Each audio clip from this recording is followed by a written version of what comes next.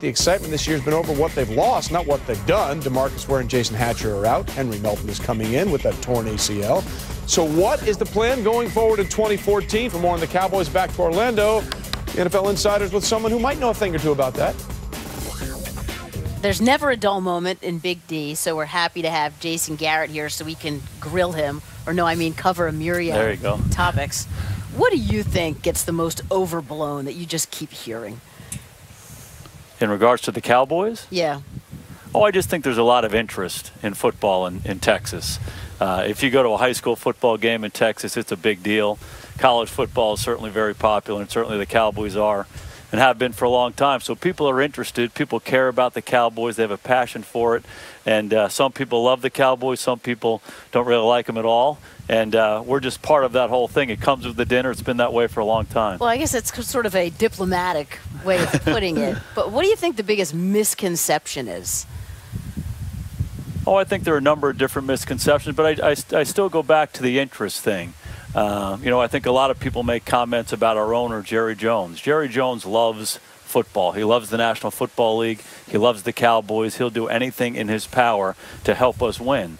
And it's our job as coaches, personnel people, to try to help him do that. Players want to help him do that.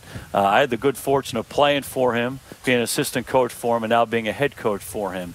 And the first thing that you want from your owner is a guy who wants to win and will do anything to win. I think anybody who's been around him recognizes that, and we're fortunate to have him as our owner.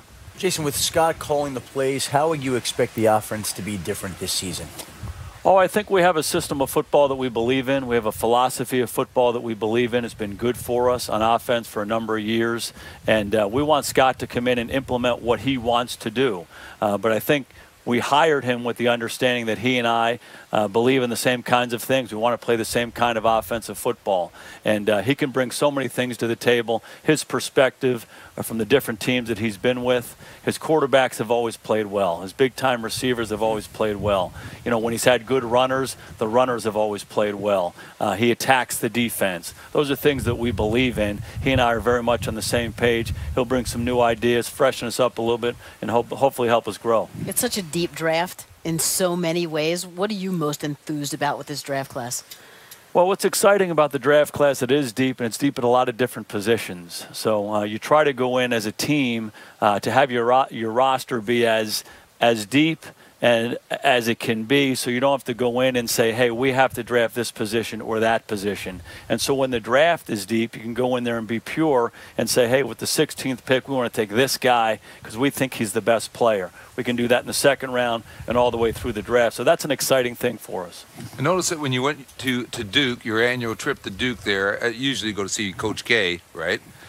You didn't bring him any luck, by the way. They're out of the tournament. Notice that you took Tony Romo with you.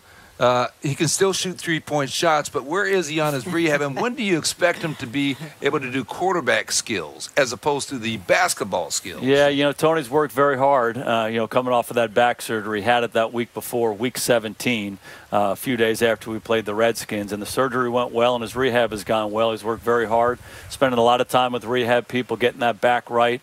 You know, we understand that you have to be patient with all injuries, particularly with back injuries. And he's just going through the process and the protocol the right way. He's making progress. He looks good. Because of his situation, will you expect to give Brandon Weeden more snaps and more playing time in the preseason? Well, we want to give Brandon Weeden snaps and playing time. You know, we feel like he's a developmental quarterback. He's got a lot of talent. You guys know his history. 5 years of minor league baseball, so he's an older guy, but he's still a young quarterback with a lot of talent. So regardless of what Tony's status is, we want to give him a chance to show what he can do. Jason, busy time of year. I know you're busy here. We appreciate you spending some time with us. Great seeing you guys. Great to see you, too.